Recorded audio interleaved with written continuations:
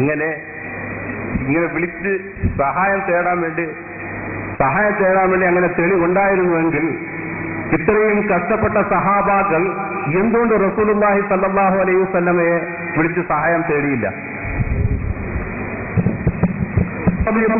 നമുക്ക് തോന്നുമ്പോഴെന്നല്ല അവർ തോന്നുമ്പോഴല്ല അവർ തേടുന്നത്.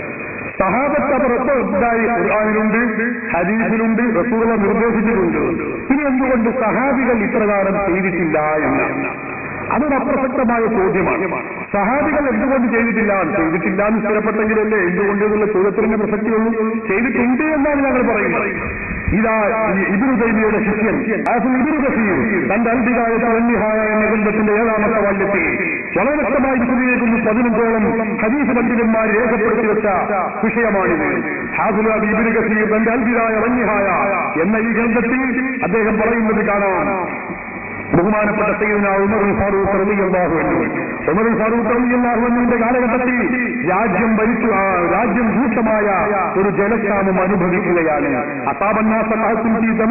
ഉമർ റളിയല്ലാഹു അൻഹുവിന്റെ കാലഘട്ടത്തിൽ ഒരു രൂക്ഷമായ ജലക്ഷാമം സംഭവിക്കുന്നു. അപ്പോൾ എന്തുണ്ടായി?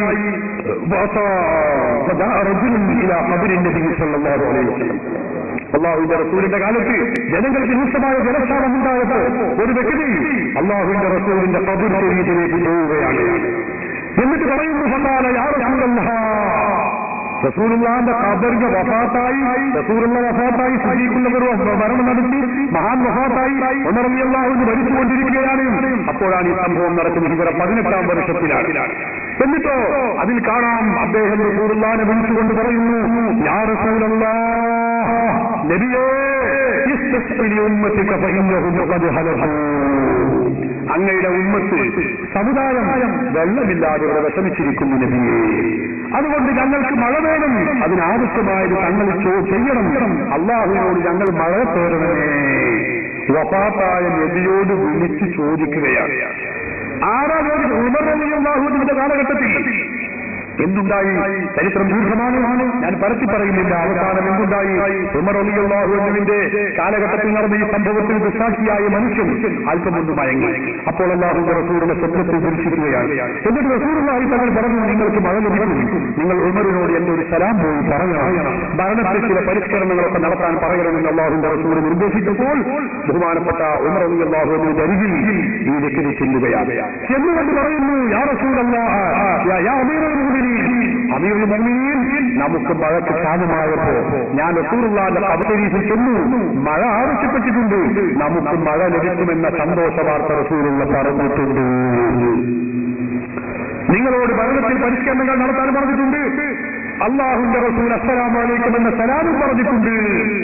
ഇതങ്ങ് പറയുമ്പോൾ സയ്യിദുനാ ഉമർ ഫാറൂഖ് റളിയല്ലാഹു അൻഹു, സഹോദരന്മാരെ, ഈ മനുഷ്യനോട് പറഞ്ഞു, മരണപ്പെട്ടുപോയ വ്യക്തികളോട്, മരണപ്പെട്ടുപോയ നബി സല്ലല്ലാഹു അലൈഹി വസല്ലം തങ്ങളോട്, മരണപ്പെട്ടുപോയ നബി തങ്ങളോട് സഹായം ചോദിക്കൽ, മഴ ചോദിക്കൽ ശിർക്കാണ്. വേണ്ടി സഹായം തേടിയ കാര്യം പറയരുത്, വേറെ ഏതെങ്കിലും പറയണമെന്നാ പറഞ്ഞു. എന്നിട്ടും വേറെ കാര്യം ഒന്നുമില്ല. ലക്ഷത്തിൽ പരം സഹാബാക്കൾ ജീവിച്ച് രോഗം ബാധിച്ച് മരിച്ചവരുണ്ടായിരുന്നു, അസുഖങ്ങൾ പിടിച്ചവരുണ്ടായിരുന്നു. അവരാരും പോയി റസൂലുള്ളാഹി സ്വല്ലല്ലാഹു അലൈഹി വസല്ലമയുടെ ഖബറിൽ പോയി ഒരു സഹായവും ജിന്നെ സുഖപ്പെടുത്തണേ എന്ന് ചോദിച്ചതായിട്ട് ഇപ്പൊ എല്ലാവർക്കും മനസ്സിലായല്ലോ. ഇൻഷാ അല്ലാഹ് എല്ലാവർക്കും മനസ്സിലായി. ഇനി ഒരു തെളിവില്ലാന്ന് എന്റെ വേറൊരു ചോദ്യം അല്ല, വേറെ അങ്ങനെ ഈ പറഞ്ഞതിനെ കുറിച്ച് മറുപടി പറഞ്ഞിട്ട് അടുത്ത ചോദ്യം എപ്പോഴും ചോദിക്കാം. സുബഹി വരെ ഈ പറഞ്ഞ് ഞങ്ങളെങ്ങനെ തുടരും ഇൻഷാ അല്ലാഹ്. ഒരു കുഴപ്പമില്ലെങ്കിൽ, മറ്റു കുഴപ്പമൊന്നുമില്ലെങ്കിൽ. പക്ഷെ ഒരു കാര്യം എന്താണ്, നിങ്ങൾ ഇപ്പൊ ഈ പറഞ്ഞത് വിഡ്ഢിത്തമാണ്, വിഡ്ഢിത്ത ചോദ്യമാണ് നിങ്ങൾ പറഞ്ഞത് എന്ന് എനിക്ക് പറയേണ്ടി വന്നില്ല. എന്നോട് നിങ്ങൾ ക്ഷമിക്കണം. കാരണം എന്താ, ഞങ്ങൾ പറയുന്ന തെളിവ് ഇബ്രാഹിമിനെ പറങ്ങളെ ഇത് ഈ തെളിവും മറ്റേ തെളിവും ആ തെളിവ് ഇതൊന്നും പറയില്ല, അതല്ലാത്തൊരു തെളിവ്.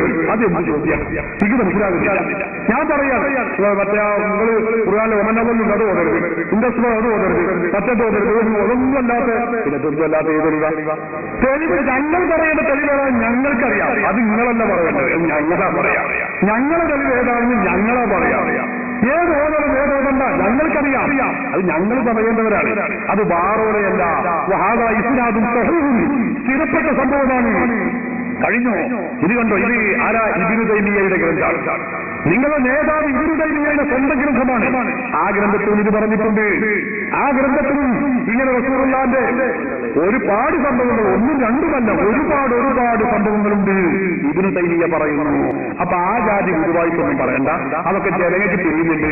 നിങ്ങൾ മനസ്സമാധാനത്തിന് വേണ്ടി വേണമെങ്കിൽ അങ്ങനൊക്കെ പറയാം. ജനങ്ങളെല്ലാവരും കേൾക്കുന്നില്ലേ, മനസ്സിലാക്കുന്നില്ലേ എന്നൊക്കെ നിങ്ങളെ മനസ്സമാധാനത്തിന് പറയാം. ജനങ്ങളെല്ലാവരും ഇത് കേൾക്കുന്നത് കൊണ്ട് തിരിയുന്നുണ്ട്, മനസ്സിലാക്കുന്നുണ്ട്. സ്വഹാബത്തിന്റെ കാലത്ത് ഉമറും ഫാറൂഖിന്റെ കാലഘട്ടത്തിൽ ചെയ്ത ഈ പ്രവർത്തനം സ്വഹാബത്തിന്റെ കാലത്ത് നടന്നതാണ് എന്നത് ഞാനിവിടെ അർത്ഥസംഖ്യമില്ലാത്ത വിധം പറഞ്ഞു. അത് പറയണ്ടെന്ന് പറഞ്ഞൊരു കാര്യമില്ല. എന്തുകൊണ്ട് പറയണ്ട?